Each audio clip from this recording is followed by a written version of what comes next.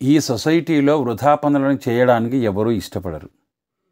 అరే బాబు, హైదరాబాద్ దాకా వెళ్ళిరారా అన్నామనుకోండి, వెనుకనే ప్రశ్న వేస్తాడు, ఎందుకు అని.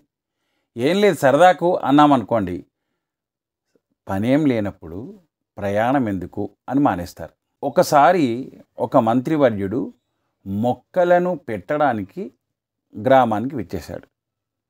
ఆ గ్రామంలో ఒక చోట ముగ్గులు వేసి చక్కగా అలంకరించి ఇక్కడ మొక్క పెట్టాలి అన్నారు. మంత్రి గారు ఆశ్చర్యపడి అడిగారు, ఇక్కడే ఎందుకు పెట్టాలి అని. తేపకు ఇక్కడనే పెడుతున్నాం సార్ అన్నారట వాళ్ళు. ప్రతి సంవత్సరం పెట్టడానికి ఇదేమైనా జెండానా?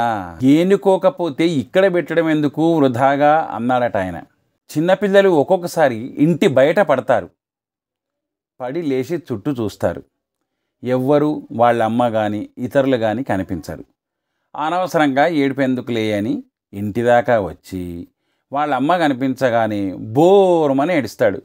ఆ విధంగా ఈ సొసైటీలో ఎవ్వరు వృధా పనులను చేయడానికి ఇష్టపడరు.